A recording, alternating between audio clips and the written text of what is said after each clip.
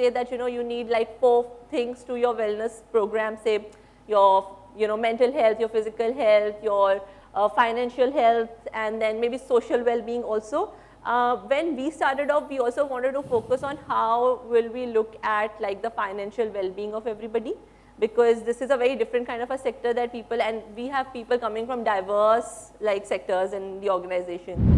We have various sizes of organization, various natures of business. How do we kind of derive those stages of wellness? Let's say, we would say one is to start with, second is to progress with, and third is to kind of lead the wellness strategy. These are the 3 broad aspects if you see. Now, if you have to look at starting it, you should always look at baselining it.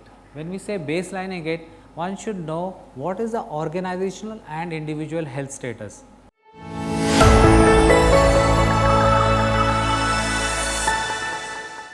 So, I am very thrilled to moderate this session, which is a panel discussion on employee well-being and what is the analytic HRM framework which we should put into place to ensure that we are able to achieve the objectives. I have a very diverse panelist member from hospitality sector, retail, healthcare, as well as government. So I think it's a very varied kind of panel. I myself with a background of professional services firms, Big 4 and law firms. So we have a very different kind of industry insights.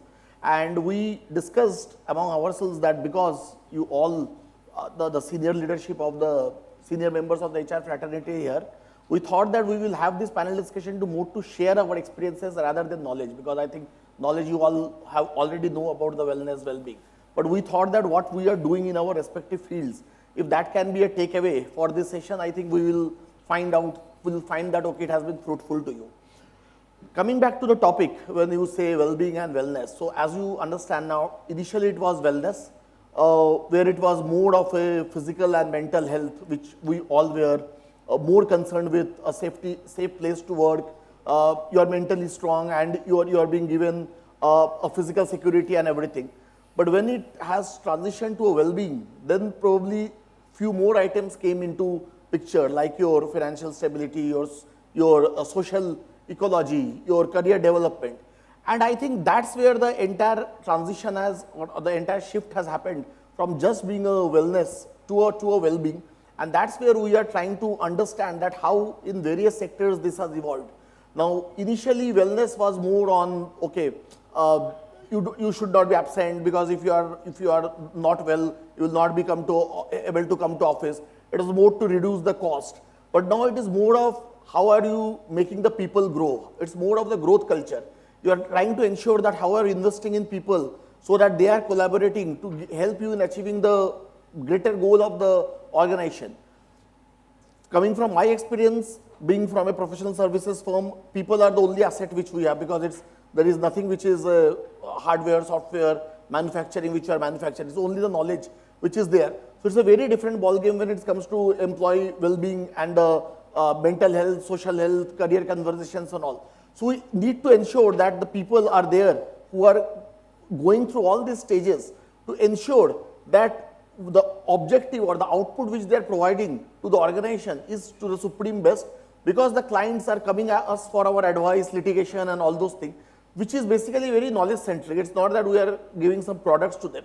So with that, I think I start my panel discussion. My first question, and I would be very happy if anyone, you have any questions, you can please raise your hand or whichever way, and we will be able to address.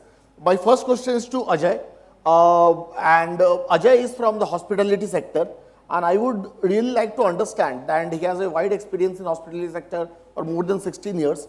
I would really want to understand from Ajay that in the hospitality sector, how do you see the well-being has transitioned from in the last, say, 5-6 years?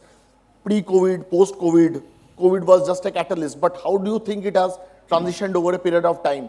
You being from the hospitality sector, how has this come into picture, or how you look at it when you see the sector as a whole?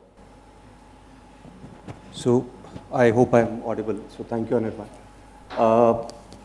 So, in the past few years, in fact, employee well-being has seen significant evolution, especially in hospitality industry. Now, just to answer your question, I think I'll have to actually, break it in a couple of timings.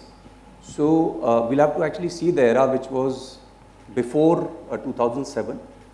Then we'll have to actually see the era which was between 2007 to 2020, and then beyond 2020. Now, prior to 2007, if you really look at that, we were only, looking at two metrics which were there in terms of employee well-being, which were employee attrition, turnover, and the second one was employee engagement. These were the two metrics we used to look at, and we used to feel very happy that, we've done our bit. There were no talks of, life beyond work. Nothing else was measured. And, even the promoters, because most of the, till 2007, in fact, all these companies which were there in hospitality were promoter driven. So even promoters were quite settled with the fact that, the turnover is going to be in this range, and we are all fine with that. Now, recession came, 2007, 2008. We all saw some, deacceleration, and then we saw some growth which started happening. And beyond 2008, 9 and 10, industry started growing. We started getting new entrants in hospitality as well as in travel and tourism. So with that, what happened, it actually posed a threat to the existing players. And the employee turnovers also rose. And then there came a very interesting phase, between 2010 to 2015, when we actually looked at that, there was cross-hiring which started happening across industries. So, there were retails which had come by then big time. There were companies which were IT companies, ITS companies, which had actually evolved. Then there were banking sector, which had also seen a couple of new entrants. So all this, started posing threat to the talent pool which actually hospitality had. And of course, by the way hospitality people are groomed and trained, they are a right pick for any kind of industry. So because they'll fit anywhere. So it actually again rose the employee turnover for us. So and what interestingly happened was that these new entrants which were coming, which were mainly MNCs, they started giving employee benefits in a very different kind of bouquet.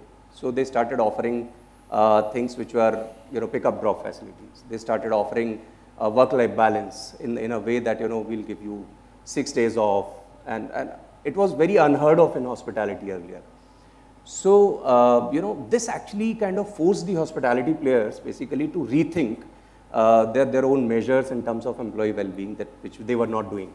So then came work-life balance in a very big way. It was all there in the picture, and then every hospitality company industry, the entire industry was kind of looking at work-life balance, and we all started chasing that buzzword, and we all started doing our bit in terms of that buzzword. There were all, we'll look at the number of hours which have been put in the on the shift. We'll look at paid holidays which have been given, and all those metrics which were supposed to be there. And by the time we were actually settling down with this kind of word, in 2020, COVID came, and we all saw that unprecedented times, and all that stress and everything, and it actually posed a different level of threat. Hospitality and travel, by the way, was the biggest hit in terms of they had the worst time. So there was a threat to the employee well-being, especially of hospitality sector. So this again, and then the threat was actually very different.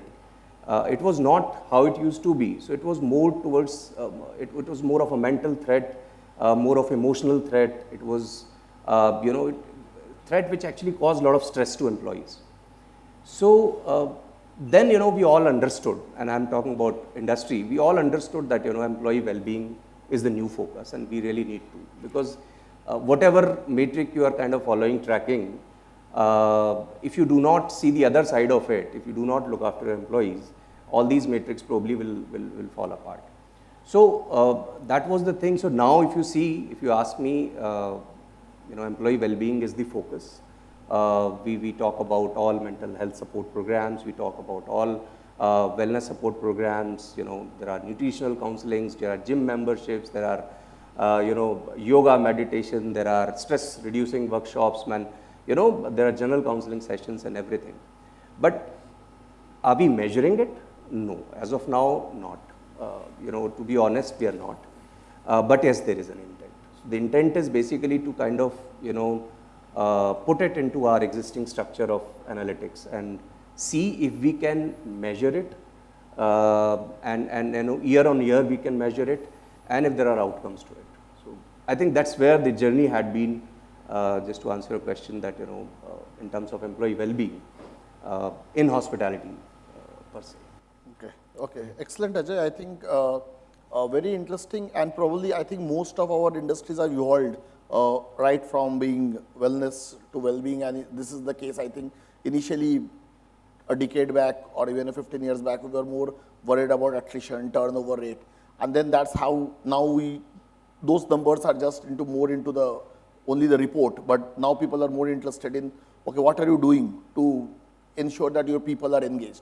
I think that brings a very great perspective, and because I know that in COVID, the hospitality sector was the one which was hit. Absolutely. And I think probably maximum job losses also happened there. So again, to revive back and those people, and then that I think that all credit goes to people like you in terms of bringing back the workforce. I'll just add what Gautam said. So I did an IHM long back, right? So, and I did the part of the industrial training where I was training in Taj Mahal, Mumbai. We all saw that every day you end up working 18 hours, 20 hours, and then expected to report back to the hotel again for the work. And it became a common phenomenon, and that's how the lifestyle worked, right? And then only having 4 off in a month, which also not been guaranteed also, right? One of the major decisions for not joining the hotel was this. Yeah, I agree. Yeah, so for me, I was doing the hotel management for that particular program, but I never joined hotels just because I never liked that work culture, the kind of program, the facility, or the benefit, or the well-being it was taken care. It was absolutely not even considered there, and it was asking those things expected from the employer. That time was absolutely a crime, and we being the newbie there, obviously it was discouraging factor, and never thought as a career as an option. Yeah. So just a thought, just adding what Ajay just mentioned, and it makes a difference around, right? It also helps us not attracting a talent or not able to attract talent. I think also we heard, and we also being part of the hospitality business, we also some hotels and the events around, we find it a lot of difficult after the COVID to attract talent to the hospitality business, because the kind of setbacks they've seen during time, the COVID, a lot of people have changed their careers. Absolutely. They changed their streams. They never wanted to return back to the hospitality sector. And I think that even put back focus, and that pushed back all the organization, especially the hospitality and the retail, to think more towards the well-being of the employees, and because that's the way forward, and that's every employees look forward to that. And I think that's something lesson hard learned, but I think that was important. No, just to support what you're saying, actually, if you really look at the average turnover which is there in hospitality industry today, and I'm talking about hospitality, travel, and including travel and tourism there, the combined attrition is to the tunes of 42 to 43%. Now, what we are actually doing is the new talent is not coming into the market. What we are actually doing is we are taking talent from the available partners which are there. I mean, we'll pick up from some other brand, they'll pick up from us, and this is how the talent is rotating. Yeah. Now, it's one of the phenomena which is very difficult. I mean, just to tell you, previous year, there were no takers of IHM seats which were there. You must have heard about it. Even this year, we actually looked at the data and we really found it out that there are still 6,000 to 7,000 seats which are going vacant in the regular IHM. Because people are not. And, to top it all, you have other industries who are eating from the talent pool which is already there. And with all due respect to, say, for example, retail, it's never tried to develop its own talent. Hospitality industry has a hotel school. There are IHMs, there is an entire infrastructure which is supporting that. But, I'm not saying it's fault of the retail industry per se. But then, probably there wasn't any conscious effort which was actually put to kind of create that talent. But there are people to kind of eat that talent, from banking to, you know, retail to any other sector, with all due respect to all So I this. think that shifting has always been there. I think even after COVID also, when as you said, when the people thought that in the hospitality sector, it took a hit, and to revive back, many of them changed their career. I think that has been happening. I think how do we manage that is the main thing. My next thing goes to Manisha. And Manisha is from Invest India, and I would like her to first state what kind of work does Invest India does, so that we are able to appreciate that the culture there. And more thing is that in an organization like Invest India, which is backed by government and under ministry, how do you establish a well-being program? And probably what do you think are the key ingredients of establishing a well-being program in a company? Means what are your thoughts towards that? What is the start? Means what is the start point? How do we start our thinking? Where do we analyze that what exactly the need, and then try to figure out that how we should design a well-being program? Yeah, over to you, Manisha. Sure, thank you for the question. So I'd like to first talk about Invest India. So Invest India is basically the National Investment Promotion and Facilitation Agency. We are under the Ministry of Commerce and Industry. That's our line ministry. Also, we work across all the departments. Relatively, we are a very new organization. We only started in 2015. That was after the launch of Make in India program. And the idea that this organization started with was to kind of have an organization that is going to change the perception of India at a global platform. Basically, when an investor walks into your country, they should actually have a red carpet welcoming them, rather than, you know, being lost in all the government departments and you know, the red tape, as we say, that exists in the government sector. You know, our organization has been really young, and what happens in a government setup, although we are a private company under Section 8, we are not for profit, but we are fully funded by the government, and a lot of policies of the government apply to us as well. However, we have been working with a very young set of employees in our organization, and we had to look at a very holistic kind of an approach to retain that talent, when we can't offer so many benefits as other sectors can. And most of the people who join us is share out of you know, the kind of maybe the passion that they have to work for your country. We have to build, say, a plan around, I mean, wellness is something honestly came into picture only after COVID, so to say. Of course, you know, there was some focus on, you know, how we want to treat our employees, what kind of facilities we want to provide them. But if you talk about wellness as such, we kind of focused it only after the pandemic hit us, right?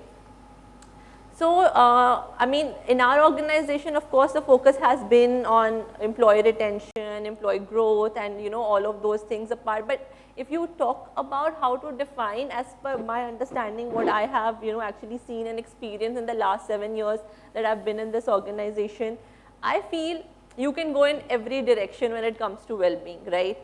But in order for you to like really have a, you know, a plan where you can say that we actually have a holistic wellness plan in our organization, there should be a common definition of it, you know, which every employee should relate to, because every employee is going to think that this organization offers this organization offers that, my organization does not.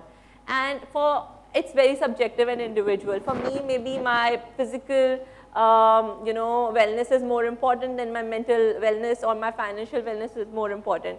So I think you need to have like a very common kind of a definition or goal towards wellness when it comes to defining a plan, and that's where you start off from. And of course, it can't be a quick fix, you know, it can't be like, of course, like I've been getting a lot of complaints about mental health, like, let's tie up with some institute to like fix that. It has to be a long-term approach, you know, you should strategize with your organization as to how do you want to go about this program.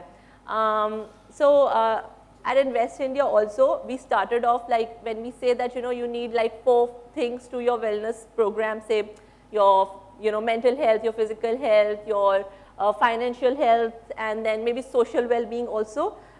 When we started off, we also wanted to focus on how will we look at like the financial well-being of everybody, because this is a very different kind of a sector that people, and we have people coming from diverse like sectors in the organization. So, started off with benchmarking salaries, started off with, understanding the needs of the organization in terms of what are their aspirations, in terms of learnings and development that they want. So, that's the kind of, I think, holistic approach which is needed when you define a program for your organization. I think very rightly said, Manisha, and as you said, because the organization is also very new, and probably everyone tries to compare what their organization provides vis-a-vis what other organizations provide. And in your organization, obviously, there may be certain constraints which you know that, okay, this is not the kind of thing. To ensure that the career conversations are going with the people, and as you said, the people are coming more of passion. So that basically to address that is a very important part, because now what happens that even for, if I take say my example, or in an organization where I work in a law firm, and here what happens that after a couple of years, when you do a practice in a particular subject, when you do practice in a particular subject, say you are doing commercial law or corporate law, you suddenly want to shift your area of law, but suddenly you feel that probably will you be degraded because you will be again starting a new area of law.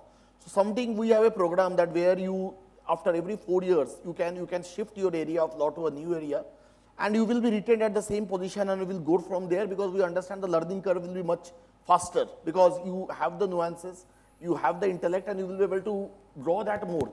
Because when an organization perspective or as a person perspective, he is able to get a flair of multiple facets of law. That exactly what helps him in growing rather than compartmentalizing that person. So I think that is one significant part which I would like to say. And thanks, Manisha, for your thoughts. And obviously, you said that in a well-being program, obviously after COVID, we know that how it started, and now it is generally evolving. The second thing also which I agree is that it is not a one-time effort. It has to be a continuous effort. It's not that you do some sessions and suddenly you forget. It has to be continuous effort, like a training calendar, like L&D calendar kind of thing, how we do, so that gets imbibed into the culture of the organization. Okay. My next question goes to Gautam. Now, Gautam, you are from Ferns and Petals, and which multiple outlets, and it's e-commerce. You have brought a revolution to the e-commerce. Now, in your kind of industry, when it says well-being, human connection, collaboration, creativity, how do you see? How are you able to manage with so many multiple stores, people spread across? What has been the challenges which your e-commerce has been facing? And with people located in multiple geographical locations also so varied, how do you think you are able to come up and amalgamate them? I think first of all, thank you for inviting us in this forum. I think really pleasure to be part of it. So I'll answer it. I'll try to answer it as brief as possible. So thought is definitely. So first of all, yes. So it's a very complex as a business the moment it becomes omni-channel, because you are basically have multiple franchise partner across the multiple locations, and then you are procuring or you are attracting your customer through an e-commerce and expecting all these your multi franchise partner to cater your orders. And since all these players are different, differently operating, means that they're differently placed and they are in different locations, they are different players, it's not managed by one person. So everyone has its own standard and levels of understanding what's there.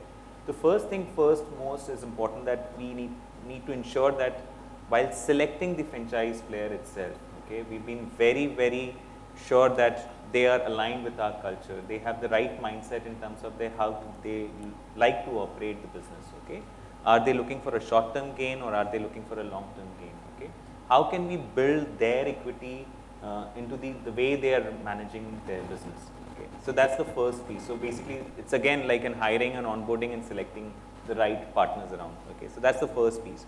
Second is definitely building the capability around.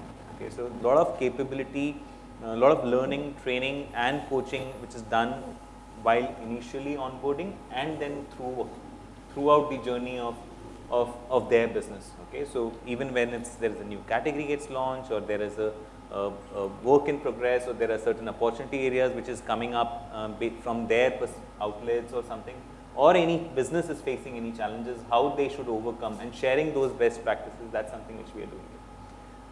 We've also been as an organization, we've also been consciously driving a lot of collaboration here, okay, within the organization. So say that a lot of times a corporate office team would say that we have taken so much effort to bring in the customers, but the operations team has not been able to deliver it, right?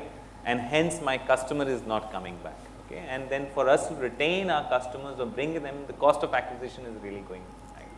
And there is always a catch-22 or a tussle between ops and the marketing team or a business development team. There will be always often tussle used to happen, okay? So what we did is we started bringing a lot of collaboration around, okay? We started bringing everyone on the board, and we equally made them accountable for everything. So ensure that marketing is not launching any promotion, something which operations cannot do, or operations cannot commit something which marketing has communicated, or probably also allowing our employees across the level to share their feedback open and honestly to everyone, okay? So we created a lot of forums within the organization where there are sessions where employees are supposed to share their feedback or share their thoughts around whatever we are doing today. So let's say that we call it a mini town hall, which we do it every month, where we pick up not the leaders, but then the L-1, L-2, and then also we go to the supply chain and to our franchise partner, where we take their feedbacks and inputs, and then we see that how can whatever the feedbacks which they have shared, how can we incorporate in our business, okay? And we really go back to them and tell them that this is something what you have said and this is really important. How can we address it? And that is something which as a leadership team, we are accountable to address those queries and go back to them that this is how what we have, we are responding to your queries and concerns, this is how we're going to address them, okay? So that has really given them a lot of confidence, okay? We also with the ideology we work is that trust build performance, right? So whether it's the partners, whether it's the employees, or whether the leadership, okay? So how can we create this trust piece around the entire ecosystem that everyone start trusting each other and to their capability, to their ability overall, and then continue to foster everyone towards to achieving the larger objective or a main objective of driving business, okay? So that has been one of the key aspects which has been there. Last and almost, there is a lot of forums has been created, a lot of to ensure that there has been a constant communication or the feedback mechanism is always there, okay? We do respond to those feedback. So it's not just only collecting those feedback, okay? How we are responding to those feedback and the communication, and how do we doing those communication and letting them know. I think that has been a critical aspect, and I think there has been a lot of effort and conscious effort which has been done, and I think. And we've also taken, we've also able to convince our leadership team, okay, not just this HR or the CEO, across the leadership team, that any queries from the employees or the partners and even the vendors, okay, so we call it a three-legged tool, which is employees, partners, and your vendors. How can we ensure that we are able to respond every time when on time and addressing their queries perfectly?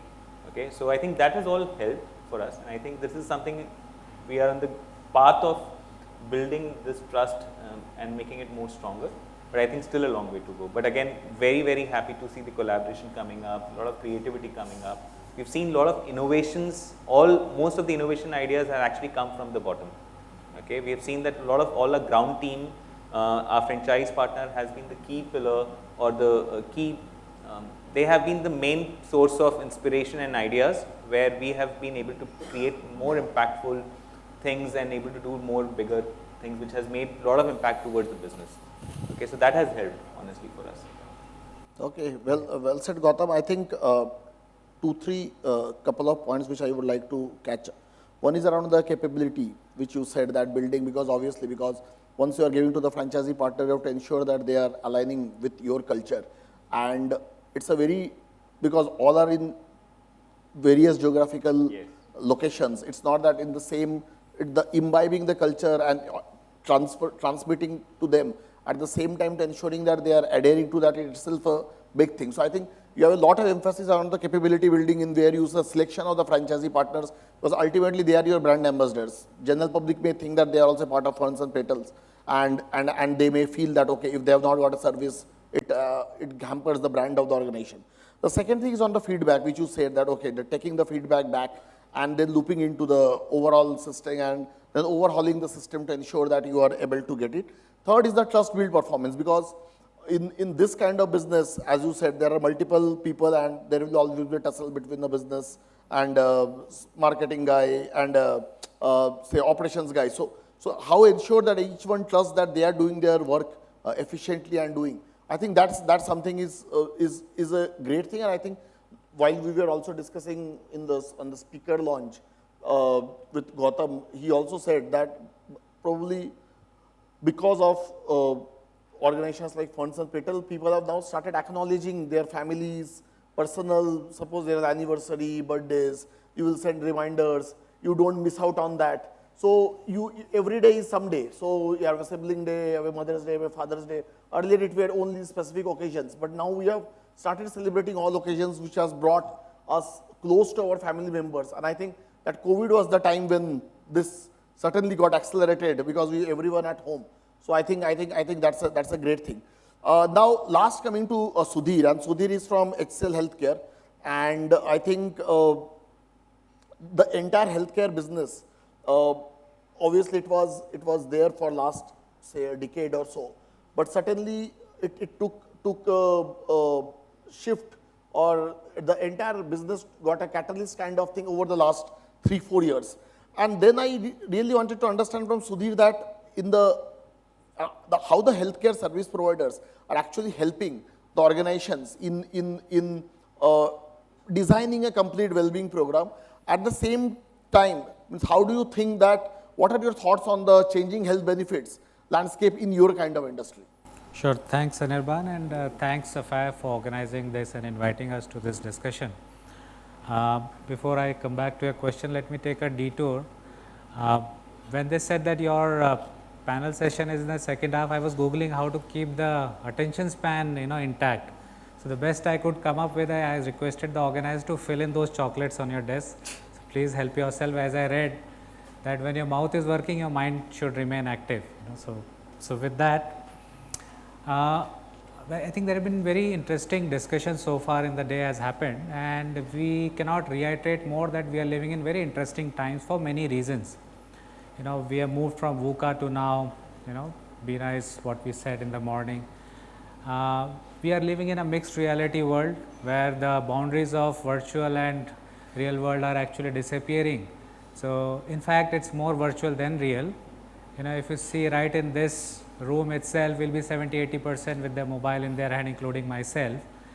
So that's the world which we are in, and hence it brings a very important aspect, that how do we relate the things which are happening, then create something which relates to this and bring in those outcomes, and then we achieve what we want to achieve as an organization. Now before I come to wellness, let's look at an organization in entirety. There is a singular goal for every organization, which is to stay in business and grow. Now this room is full of those experts and leaders who help this in an immense way by managing people who help achieve this objective. Yep. So hence wellness is no more a sideline business, is what I would say to start my point. Then let's say what has happened in last 1 decade, and I'm buying something from my fellow panelists also. It's a little difficult speak at the last, you are running out of ideas, but let me borrow some from them. So there are 3-4 things which has happened.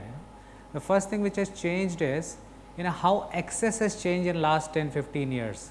You would recall to go to a kirana shop also, it was a very difficult task. You have to just know one shop, you go there and finish it off. Today you have multiple platforms, multiple point of touch points to avail that. In healthcare we call as point of care and digital platforms. So that has changed in last over 1 decade. Second big change has happened, the choices available. From individual providers, you have now moved to a marketplace. So it's full of marketplace, which is available. You make a choices from, although there are flip side to it, you are spoiled for choices, but that's available, so that's a good thing which has happened. The third and very important aspect is convenience, not only acquisition, but also the consumption, and I'm sure, most of you would have looked at as a health package and consumed it also. So booking a health package is very simple these days, and consuming is also equally simple. Cashless, go to a place, somebody is welcoming you, everything is stench, so that's the third thing. Final thing is awareness. Everybody is aware of everything these days, I'm just taking a little liberal statement here. Information is free, validated, non-validated is a different question, As they say, knowing that tomato is a fruit is knowledge, but not using in a fruit salad is wisdom. So that differentiation is something which has to come, by means of these intervention. So from that context, let's look at, what wellness means to different people. It's a very wide spectrum. Wellness could be anything, but not entertainment.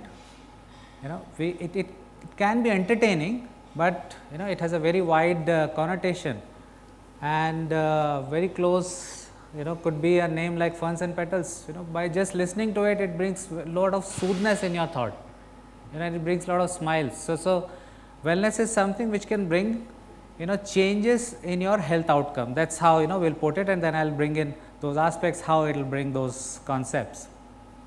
There are three broad factors how you should look at wellness, healthcare. You can term it in your own ways, but there are three broad, factors or three broad aspects which we look at. The first one is biological, which you have least control. You've just born like this, you have this body, you have got those genetics, and all those aspects which you've inherited. So that's there with you. How you carry it forward is something which we'll see. Second aspect which affects is environmental, which is where you live, where you work, where you move in. It's all ecosystem where you are, which you are part of. Okay, that's something which you can partially control, you can partially manage, but that's there. The third one is, which we actually are the custodian of, is the behavioral aspect, which you would have heard in a lot of sessions or discussion, is the lifestyle aspect. Somebody has a night shift, he will have a different lifestyle. Somebody working in a manufacturing will have a different, somebody in a power sector different, hospitality, retail, BFSI, very different lifestyle. That's one, which is because of occupation or your work. Second is what you pick up. Now you say that after 7 I will not watch Netflix, but now that can be 7 a.m. also and 7 p.m. also. So that's something is a choice. So these are the three levels, which is your biological, environmental, and then behavioral. So this is how you develop, your wellness strategy or wellness factors. Now we have various sizes of organization, various natures of business. How do we kind of derive those stages of wellness? Let's say, we would say one is to start with, second is to progress with, and third is to kind of lead the wellness strategy. These are the three broad aspects if you see. Now if you have to look at starting it, you should always look at baselining it. When we say baselining it, one should know what is the organizational and individual health status. There are a lot of ways by which can look attractive and appealing, but doing a health talk without knowing what are the biological or biochemistry or biomarkers for an individual may not really gel well. Somebody is a very high smoker and you are telling him, how to reduce weight, is not going to talk to each other. So it's very important to baseline the entire aspect. And there are various methods. You can do preventive health checkups, you can do HRAs, lot of risk assessment and tools are available which can be used. The second is, how do we ensure that we go to the next level, which we call as care continuity. Now in workplace, let's say if this event is there today, and if I were to understand from any one of us, including myself, that did we really see an ambulance parked outside for any untoward event today which happens? So probably we would not have, but that's the reality. So in your workplace, because of your occupation, because of your nature of job, for various other things, what is the kind of ecosystem which is created at the workplace is very important, whether it is in person or virtual ecosystem. What we strongly recommend, wherever you have a certain quorum or employee base, you should look at as a health center or a anchor point to kind of drive this, so that your wellness strategy is not spread across. It is anchored at one place and you can derive this. Just to quote an example from a leading energy giant and to a BFSI where the employee size is more than 40,000, we started with a very humble project like this, and today that center is for their preventive care, is for their condition management, for their sickness management, and a plethora of things, including first aid trainings. So it's like that's the way it progresses. The third aspect is the population health management. So once you have achieved this, where you want to lead a framework of wellness and strategize for multi-year, then you need to look at what kind of population health management you are looking at. Organization goals and individual goals. There are certain very interesting tools which are homegrown tools which we have done. We call it as health index for an individual as well as for the organization. For the individual, there are different touch points. Like I said, health checkups. Similarly, you have insurance. Similarly, you have assessments. There are various touch points. You bring in these together, put it into analytics, and you can tell that what is the organization health and what is the individual's health. And you can actually give very discretionary numbers or the way to analyze that as a good health, moderate health, or not a great health. So there are various ways of doing it. So that's the third stage where one should aim to look at for a large business house. Now, for a service provider, what are the accountability and responsibility? The second part of your question, Anirban, is I think it's becoming more and more important that as a service provider or as healthcare partners, they should change the mindset from activity based approach to a consulting approach. I think that's very, very important. And how can they do it? Is instead of activity, they can take a program approach. Health checkup in itself may not tell you much, it can only tell you some numbers, but when you combine it with analytics and put up a condition management program, then you can take care of people who are overweight, take care of people who are not fit on their health, heart health and things like that. So that's the second aspect. The third is the personal approach, which we said, we are a diverse, generations are working together, Gen Z and various. Is it possible to really go to each person and ask them, hey, what do you want, and then devise something? Probably the answer is not. But what you can do is, you can create the entire plan in a way where there are components of wellness which fits into these buckets. A 25, 30-year-old guy, he says, I don't need this. I don't need a health checkup, I know I am fine. So then you tell him, what you need is your sickness management, for which, you may not have been very productive. He may have a very blasting, a good blast in the weekend, and the Monday is not so good. But if you have a health center or an ecosystem at the workplace, you can manage that. So that's kind of approach. Second is, I think while budgets and cost are very important, it's a slight shift from a ROI perspective to a VOI, which is a cost based approach, your return on investment. We spend this much, now we want this many activities, is a cost based approach. Whereas you say that we spend this much, but now we want 20% of my people, should become healthier on XYZ front. So that could be a value based approach. That will go much longer. And see, growth is an output. Similarly, productivity, absenteeism, presenteeism, and things. These are outputs. But input, if you focus on, you will get those outputs. Last but not the least, digital is first. Always a good strategy. We all are in a tech environment. Digital is first, but people are foremost. So something to put people first, and digital second is what the healthcare partner could do to you. So I would just summarize with this, and back to you, Anirban. Yeah, I think it's very interesting, Sudhir, and thank you so much. I think I like the value-based approach, where basically most of the organizations were only on the ROI, the revenue, and the everything. But basically, when you say the value-based, that what value are you adding on how many of people you are healthy. The second part I also liked is that the organization health, where you put analytics together to find out, okay, what is the individual health, because overall that imbibes. And in organizations which are very people intensive, where the people are the key assets, I think that kind of approach suits the need, and it's not an option anymore. I think you have to gear up to the next level to do that. I think with that, the time is up, but I would, if anyone has any questions, we can have 5 minutes for question and answer. Yes, please. time is up. Yeah, do you Yeah. want to conclude it? Yeah, so I think the main important, as we all understood, well-being is not a thing of option. It's basically if you have to grow and thrive, as you have to add value, and it has to grow in every organization. Everyone is taking their measures to ensure that from wellness to well-being, the journey has started, and we all are ensuring that all these 5 components of social, physical, mental, financial, career, everything is taken care of, and that entire holistic thing can only take the people ahead, especially in organizations where the people are the key. I think there where we have to ensure that this well-being is going to the next level, and I am very happy to have very diverse dialogues from my fellow colleagues. With that, I bring an end to this panel discussion, and thank you, Sapphire, for this opportunity. Thank you so much, Mr. Das. A huge round of applause for this panel especially.